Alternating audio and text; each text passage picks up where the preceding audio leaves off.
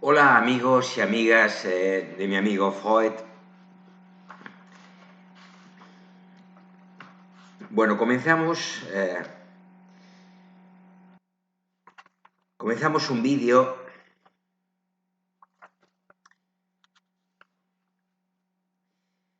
en el que retornamos a la psicopatología.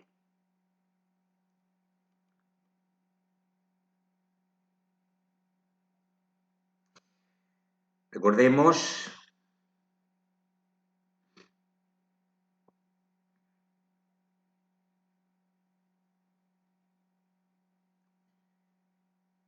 la obra de Berrios y Hot, Trastornos de la memoria en la práctica psiquiátrica.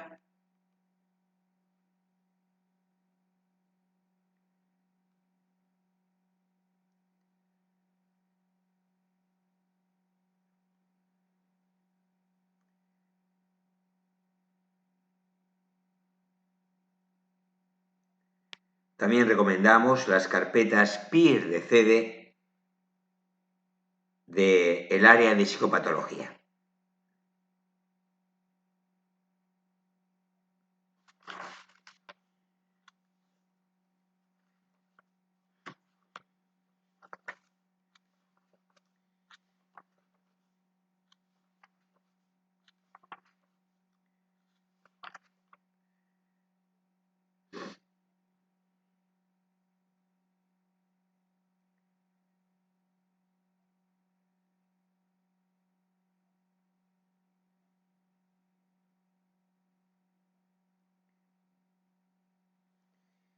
Bueno,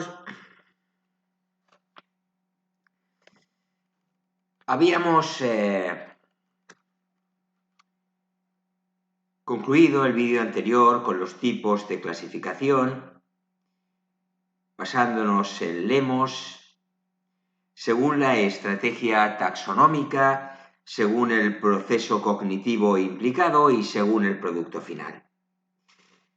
Habíamos comenzado por explicar la diferencia entre clasificaciones extensivas e intensivas. Ahí lo dejamos y continuamos ahora con las estrategias filéticas frente a las fenéticas. Las primeras se basan en el principio taxonómico correspondiente a la noción aristotélica de esencia. Las segundas, aplicadas a estructuras más complejas, basan la clasificación en la observación empírica y en el cómputo del máximo número de características compartidas por los elementos. Es decir, ponen el énfasis en la descripción de la apariencia de los objetos. Reciben también el nombre de taxonomías numéricas.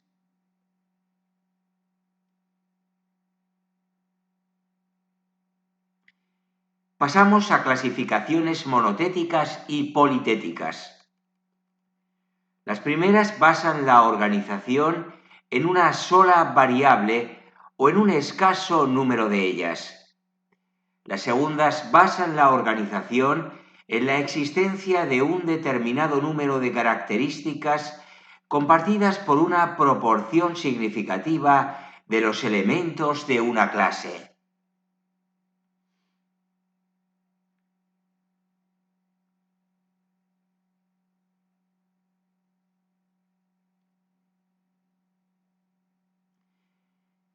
Clasificaciones clásicas frente a prototípicas.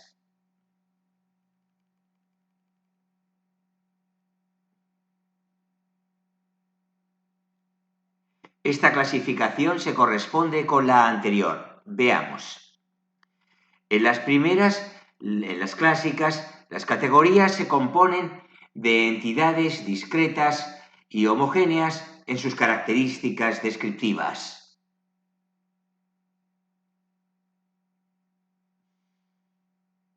Las segundas se basan en un prototipo que sirve como referencia y que constituye el conjunto de características más comunes de los miembros de una categoría.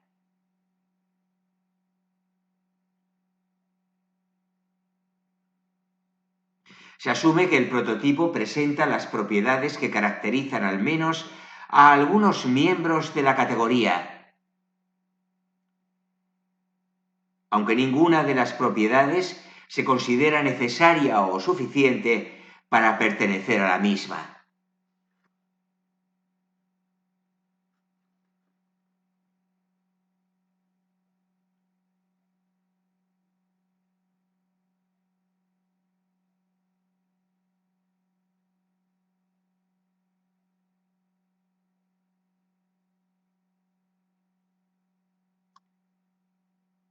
Las clasificaciones psiquiátricas modernas son ejemplos de clasificación prototípica y politética. En estas clasificaciones siguen siendo monotéticas o clásicas un reducido número de categorías.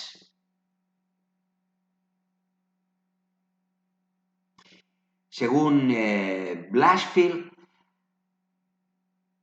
en 1986, estas corresponden a categorías diagnósticas pobremente formuladas, por ejemplo, algunos trastornos disociativos, u otras raramente utilizadas en la práctica clínica, como la piromanía.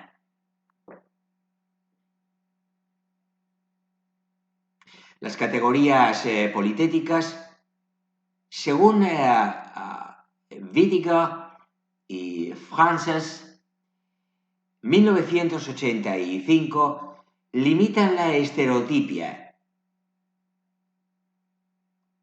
permiten mayor flexibilidad diagnóstica y refuerzan la variabilidad intragrupo.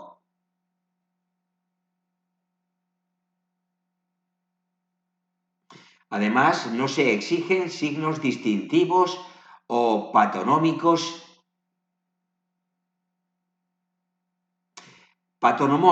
por mejor decir,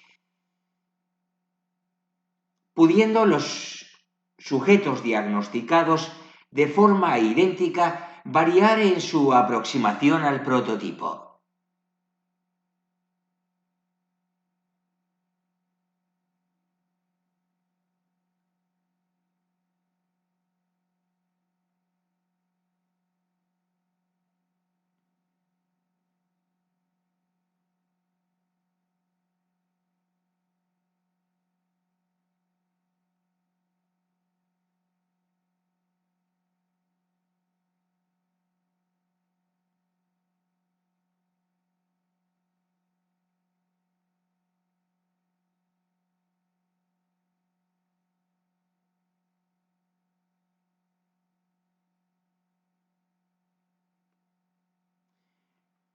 Pasamos ahora a las taxonomías empíricas inferenciales, frente a las inferenciales. Las primeras se limitan a los hechos observables. Las segundas van más allá y hacen inferencias sobre las causas y procesos subyacentes como base para la clasificación.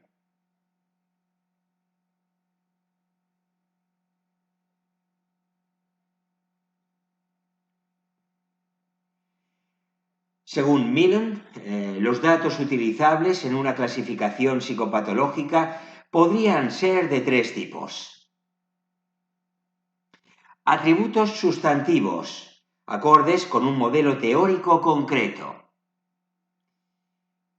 Atributos longitudinales, relacionados con la etiología o el curso de diversos fenómenos clínicos.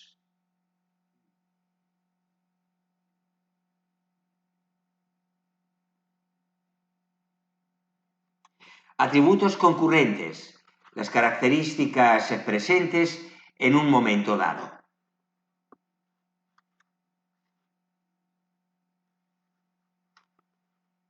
Entre los atributos concurrentes se encuentran los signos objetivos y los síntomas subjetivamente referidos. además de otros atributos fundamentalmente inferidos, los rasgos de personalidad.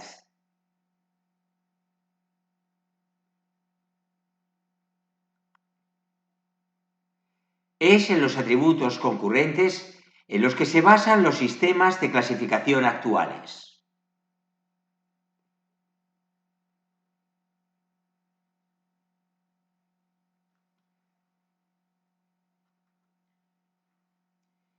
Los signos constituyen cambios objetivamente observables y registrables.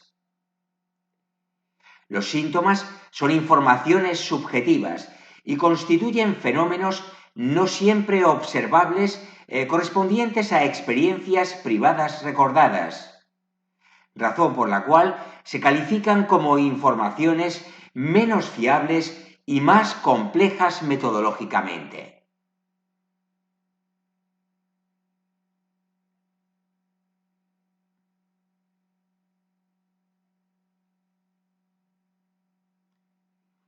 Entre los síntomas clínicos incluimos el dolor, las alucinaciones, la pérdida de apetito, la ansiedad, los delirios, el humor depresivo o el dolor torácico. Entre los signos incluimos la conducta fóbica, la inquietud motora, la pérdida de peso, el lenguaje paranoide, el llanto o el fallo cardíaco. En los años 2003 y 2012 se incluyeron, además con el mismo número de pregunta, el 124, preguntas sobre esta cuestión. Por supuesto, en el examen PIR.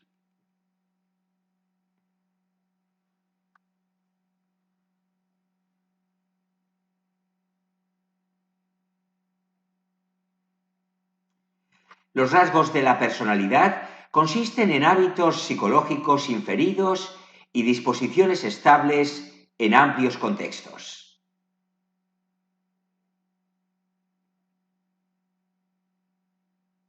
Así como los signos y los síntomas son elementos en los que se apoyan las definiciones de las categorías clínicas tradicionalmente llamadas neurosis y psicosis, los rasgos de personalidad son los atributos clínicos a tener en cuenta en la definición de los trastornos de la personalidad.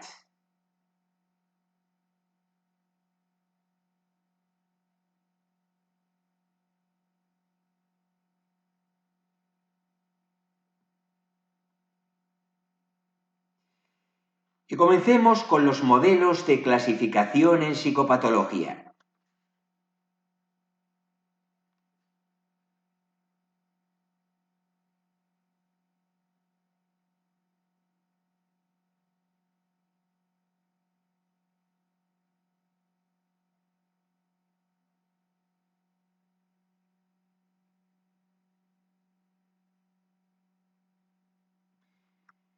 Las taxonomías actuales se organizan siguiendo una estructura vertical, horizontal o circular.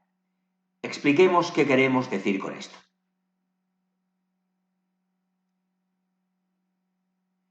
La estructura vertical o jerárquica organiza las clases o categorías en árboles diagnósticos en los que las categorías de rango superior subsumen a las de rango inferior. Así, cuanto más alto es el nivel de una categoría, mayor es el grado de abstracción.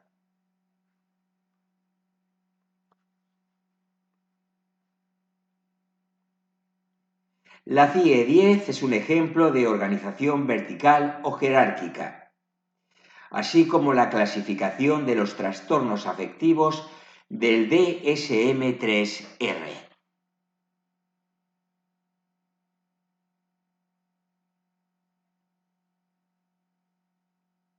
La estructura horizontal o multiaxial organiza las clases en series paralelas, segmentando las categorías del mismo nivel de inclusividad.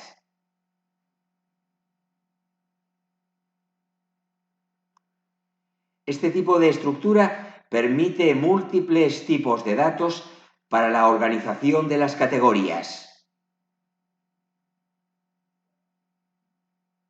Por ejemplo, en el caso de las clasificaciones psicopatológicas, permite la integración de múltiples datos relevantes para la toma de decisiones diagnósticas. La estructura que se ha intentado seguir para el DSM-3 es jerárquica y multiaxial.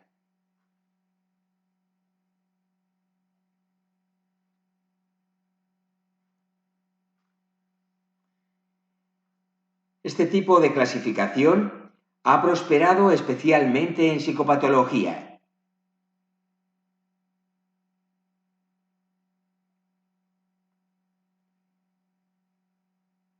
Metzig, Fábrega y Metzig realizaron en 1987 una revisión de la literatura a este respecto y concluyeron que los aspectos más frecuentemente utilizados para la creación de ejes en este tipo de clasificaciones son la fenomenología y los factores etiológicos.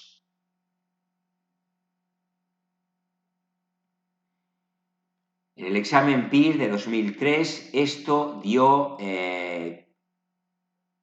lugar a una pregunta, concretamente la 106.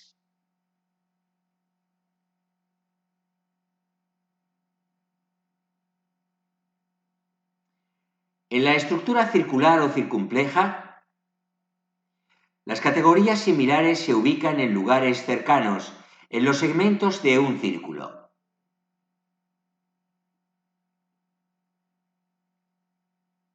Esta estructura ha sido elegida por autores interesados en ordenar los rasgos de personalidad. Por ejemplo, Millen la utiliza para organizar las distintas personalidades anormales en función de dos variables: afiliación social y emotividad. Actualmente no es un modelo utilizado en clínica. Tengamos esto claro.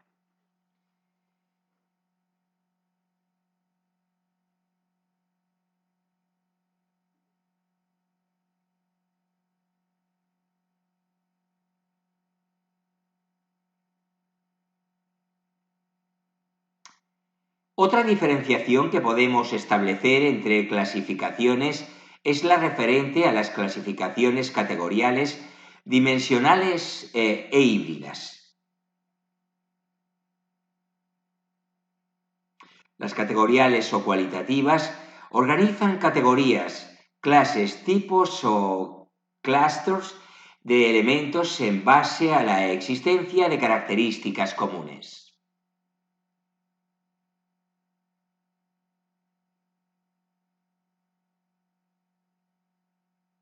Las dimensionales o cuantitativas toman como base un conjunto de dimensiones que permite observar las relaciones existentes entre los elementos, sin asignarlos a categorías en base a criterios disyuntivos.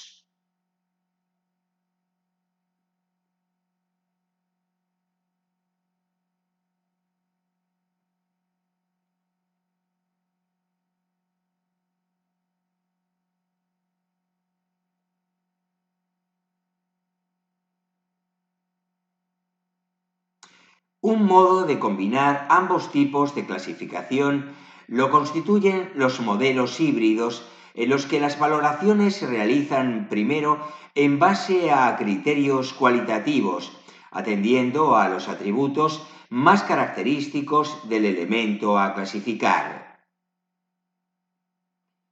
para después diferenciar dichos atributos o rasgos cuantitativamente mediante dimensiones.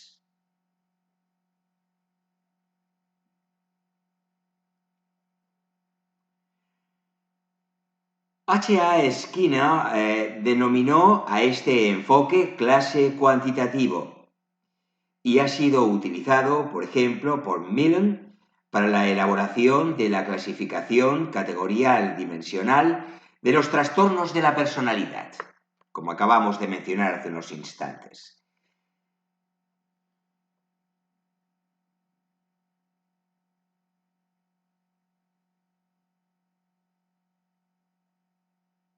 Entre los aspectos reseñables del DSM-5, publicado, como sabemos, en 2014, cabría mencionar su intento de dar un nuevo paso más allá del paradigma de los DSM-3 y 4, mediante la incorporación de variables dimensionales en la clasificación psicopatológica, acercándose a un modelo híbrido categorial dimensional.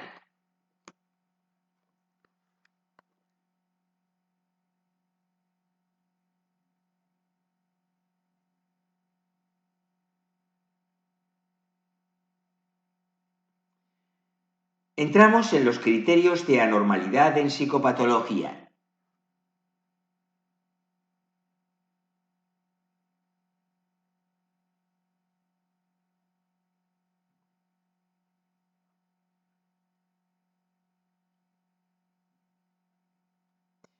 Algunos de los criterios más influyentes y que se manejan para comprender y clasificar las alteraciones que pueden presentar los sujetos son los siguientes.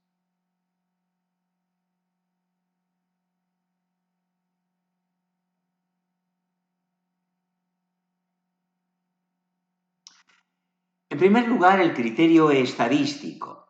El postulado central es que las variables que definen psicológicamente a una persona poseen una distribución normal en la población general de referencia de esa persona.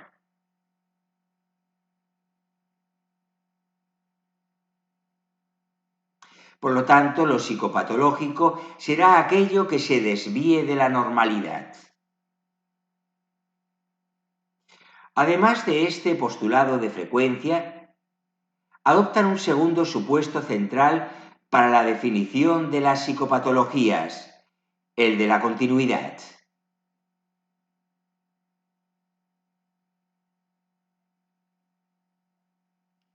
Según este, las diferencias entre lo normal y lo patológico son de naturaleza cuantitativa, de grado.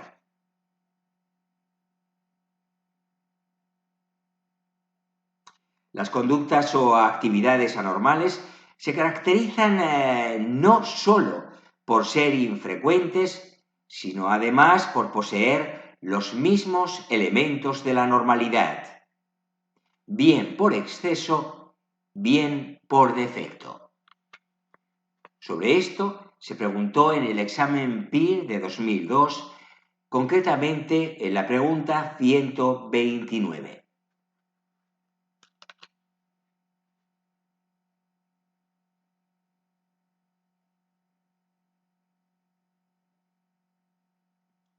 En segundo lugar, criterios sociales e interpersonales.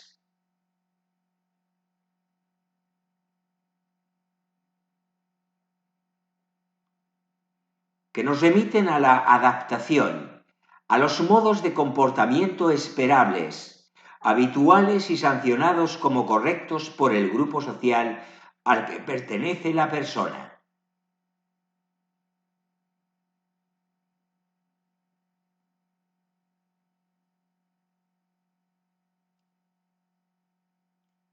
H.S.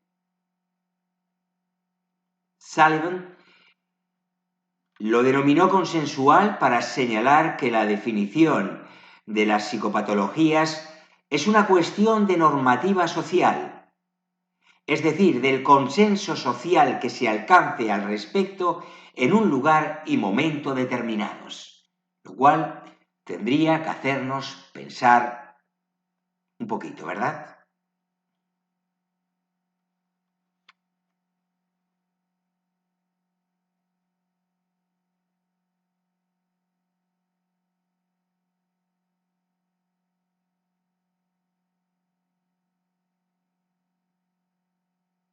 En tercer lugar, criterios subjetivos o intrapsíquicos, según el cual es el propio individuo el que dictamina sobre su estado o situación que vehiculiza a través de quejas y manifestaciones verbales y comportamentales.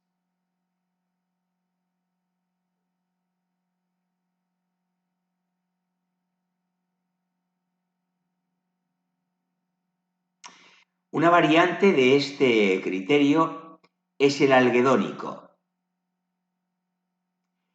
propuesto por Kurt Schneider en 1959 y que hace referencia al sufrimiento personal, propio o ajeno, como elemento definitorio de la presencia de una psicopatología. En el examen PIR de 2016, la pregunta número 12 tenía que ver con esta cuestión.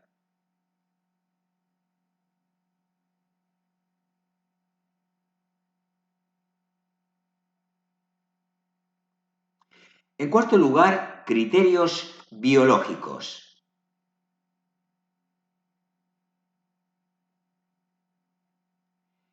En los que a su vez se encuentra una variedad amplia, genéticos, bioquímicos, inmunológicos, etc., pero al amparo de un mismo supuesto. Las diferentes psicopatologías son fundamentalmente la expresión de alteraciones y o disfunciones en el modo normal de funcionamiento, bien de la estructura, bien del proceso biológico que las sustenta.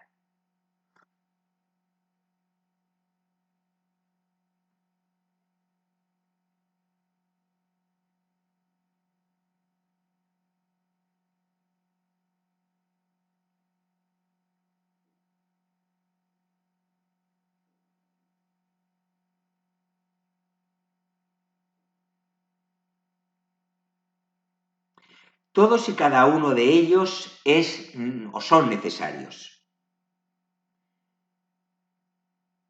Pero ninguno es suficiente por sí mismo para la psicopatología. Uno de los objetivos de la psicopatología, entre otras cosas, es delimitar el peso relativo de cada uno de los criterios a la hora de clasificar, explicar y o predecir la aparición de comportamientos anormales, actividades mentales anómalas o enfermedades mentales.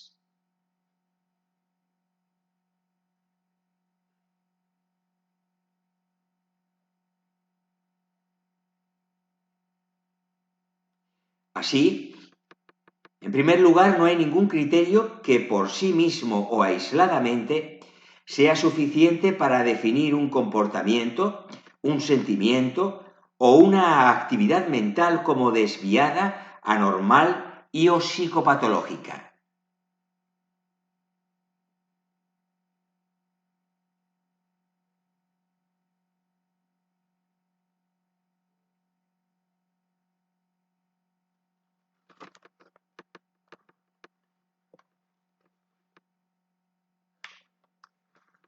En segundo lugar, ningún comportamiento, sentimiento o actividad mental son por sí mismos psicopatológicos. Para clasificarlos como tales es necesario apelar a una relativamente amplia gama de condicionantes contextuales.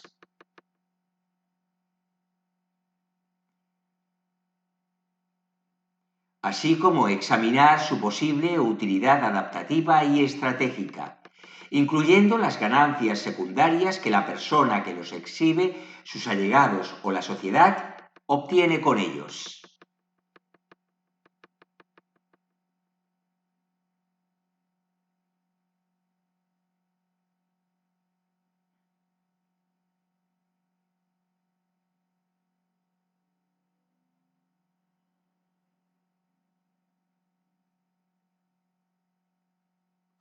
En tercer lugar, la presencia de psicopatologías representa un obstáculo importante para el desarrollo individual de la persona que las mantiene o para su entorno social más cercano. Es decir, no tienen utilidad estratégica o esta es menor que la conducta contraria.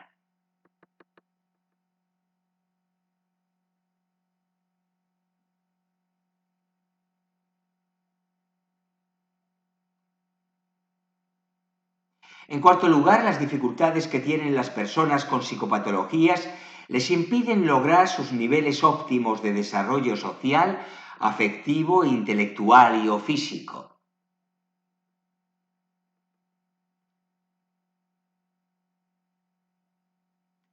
En quinto lugar, los elementos que definen un comportamiento o una actividad mental como psicopatológicos no difieren de los que definen la normalidad más que en términos de grado, extensión y repercusiones. Lo que significa que es más correcto adoptar criterios dimensionales que categoriales o discontinuos para caracterizar a las diversas psicopatologías.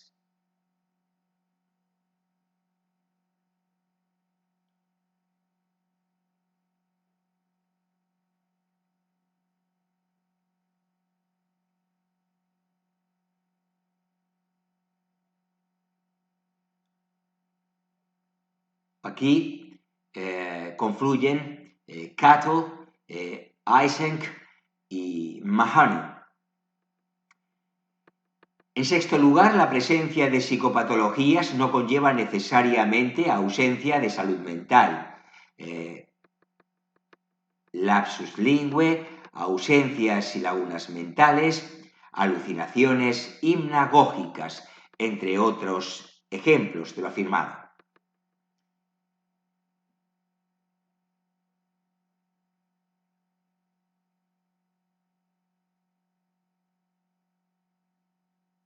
Por último, en séptimo lugar,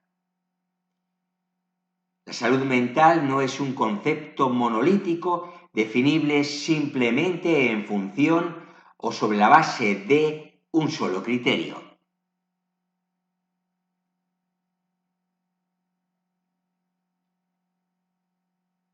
Parámetros tales como autonomía funcional, percepción correcta de realidad, adaptación eficaz y respuesta competente a las demandas del entorno, relaciones interpersonales adecuadas, percepción de autoeficacia, buen autoconcepto, estrategias adecuadas para afrontar el estrés, etc., constituyen parámetros en los que debemos fijarnos cuando de lo que se trata es de diagnosticar o calificar el grado de salud mental de una persona.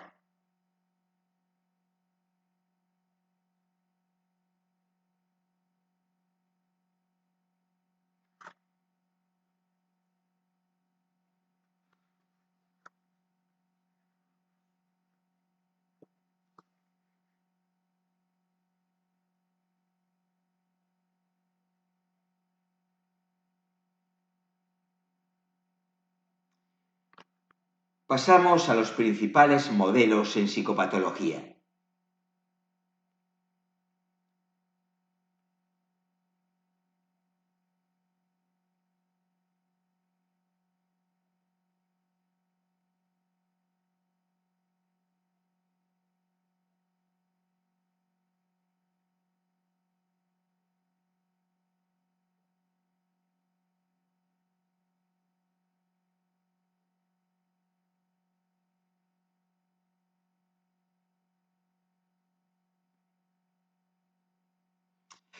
Los diferentes modelos de la conducta anormal se diferencian por el mayor peso que otorgan a los criterios vistos en el apartado anterior.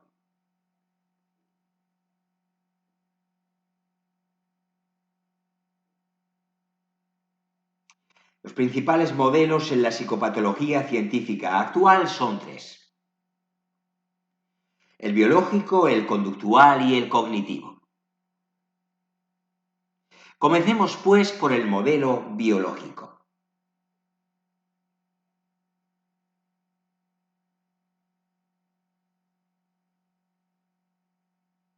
Denominado también modelo biomédico, médico, fisiológico, neurofisiológico, etc.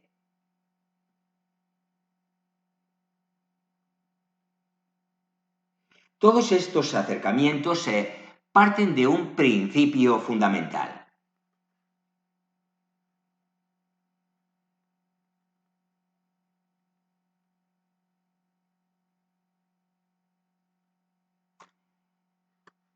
El trastorno mental es una enfermedad exactamente igual que cualquier otra enfermedad física.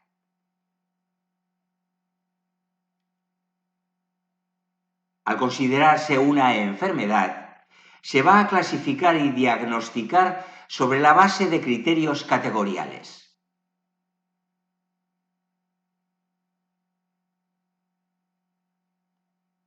Cada trastorno mental es una entidad clínica discreta, con unos síntomas que le son propios. Etiología, curso, pronóstico y tratamiento específicos.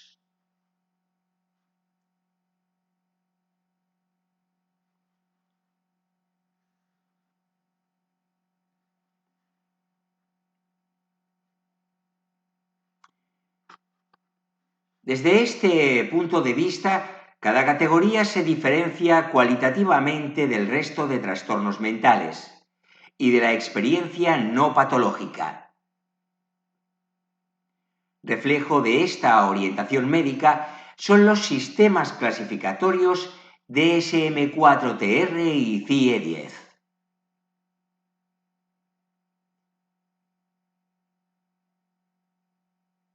Con TR hacemos alusión a que se trata de un texto revisado.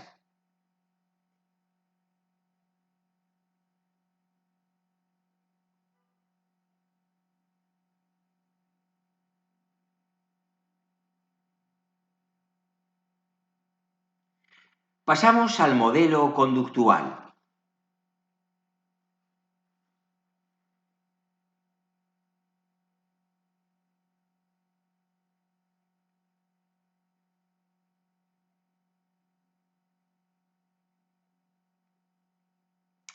El modelo conductual surge tanto por el propio desarrollo de la psicología del aprendizaje como por la insatisfacción con el modelo médico aplicado a los trastornos mentales. La baja fiabilidad, la baja validez y la escasa utilidad del diagnóstico psiquiátrico, las dificultades relacionadas con el tratamiento, los problemas sin una base fisiológica fuerte, etc.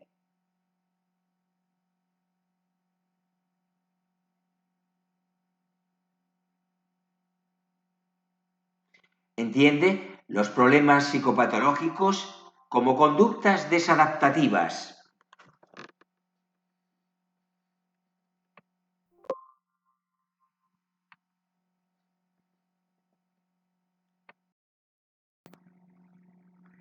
Disculpadme, he tenido que interrumpir la grabación por problemas con la batería de la computadora.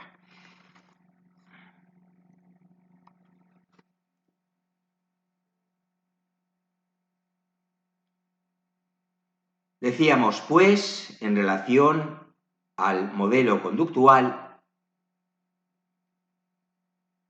que entendía los problemas psicopatológicos como conductas desadaptativas aprendidas a través de la historia del individuo. Algunas características importantes son, en primer lugar, objetividad. Se centra en el estudio de los fenómenos objetivos y de las relaciones causales entre los fenómenos ambientales y la conducta. En segundo lugar, los principios del aprendizaje como base teórica.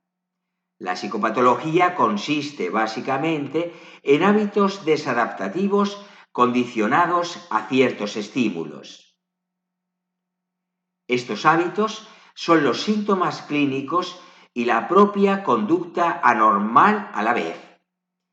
No existen causas subyacentes responsables de los síntomas.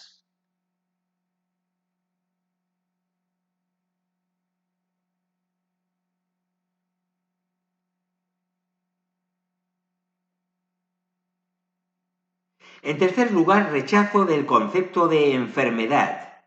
Al no existir causas subyacentes a los síntomas, el concepto de enfermedad no es necesario, obviamente. Y por último, o no por último, aproximación dimensional. La clasificación de la conducta anormal debe hacerse según dimensiones en las que se sitúan los diferentes sujetos. Así, la conducta anormal se diferencia cuantitativamente de la normal, pero no cualitativamente. Subrayamos esto. Y por último, ahora sí, relevancia de los factores ambientales.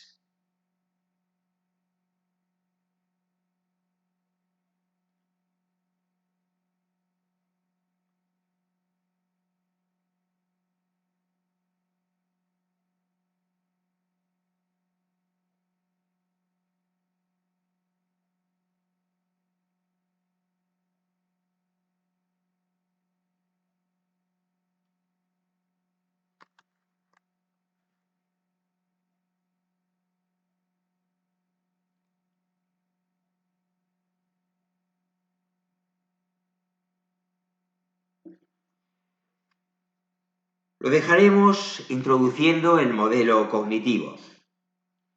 El objeto de estudio, más que la conducta, en este modelo, son los fenómenos mentales. El modelo cognitivo recurre a la metodología experimental como base para establecer inferencias sobre los diferentes procesos de conocimiento sin renunciar tampoco a otras metodologías más blandas, tales como las que proporciona la psicología social o la psicología de la personalidad.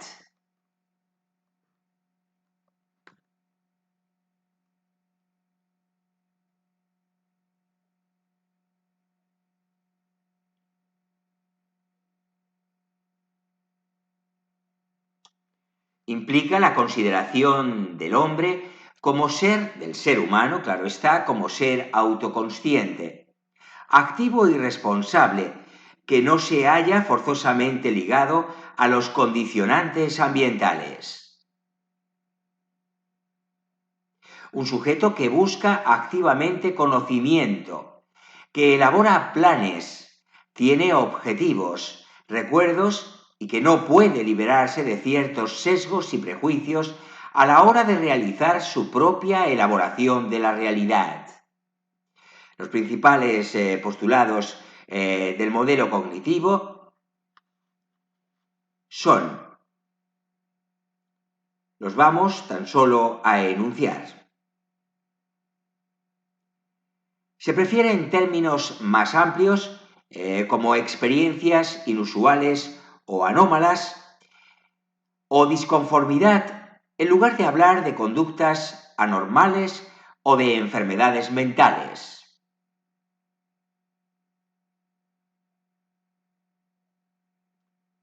Interesa tanto el cómo se elabora la información, la forma, como el qué se elabora, el contenido. El objetivo de la investigación psicopatológica es el estudio del funcionamiento de los procesos de conocimiento anómalos, tanto en situaciones naturales como artificiales o de laboratorio.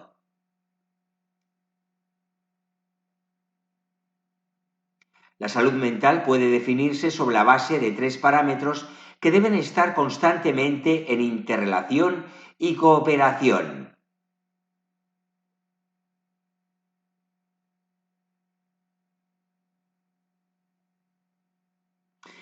Habilidad para adaptarse a las demandas externas y o internas, que debe estar contrabalanceada por las tendencias de autoactualización. Búsqueda constante de novedades y renovación.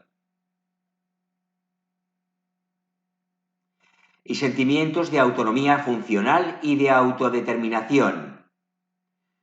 Vivir es tomar decisiones.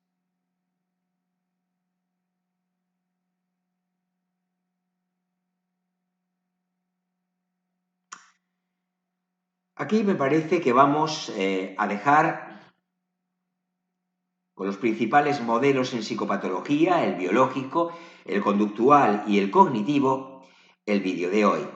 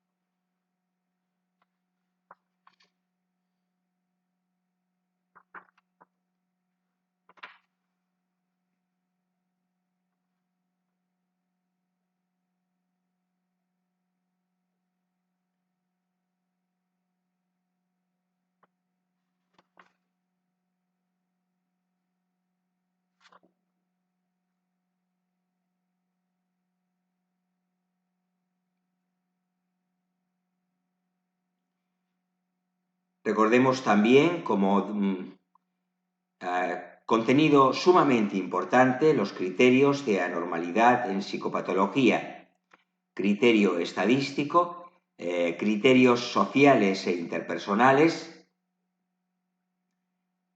criterios subjetivos o intrapsíquicos y criterios biológicos.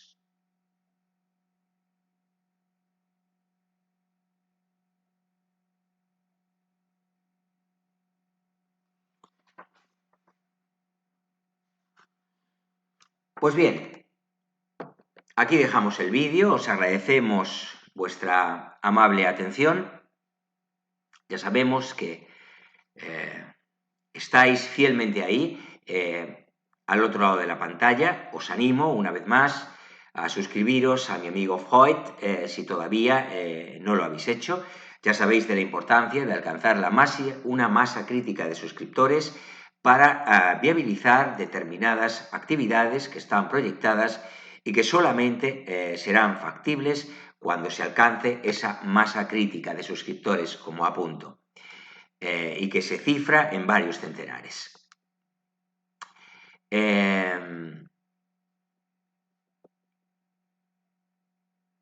Además, una vía indirecta para que mi amigo Freud gane visibilidad en la web y sea un canal potenciado es dar me gusta a los vídeos subidos al canal que os resulten interesantes, útiles o valiosos desde algún punto de vista.